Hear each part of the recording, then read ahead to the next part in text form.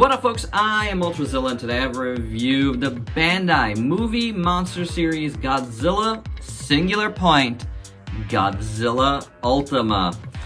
That's right, my zillions, kicking off the Singular Point Godzilla figures with Godzilla himself.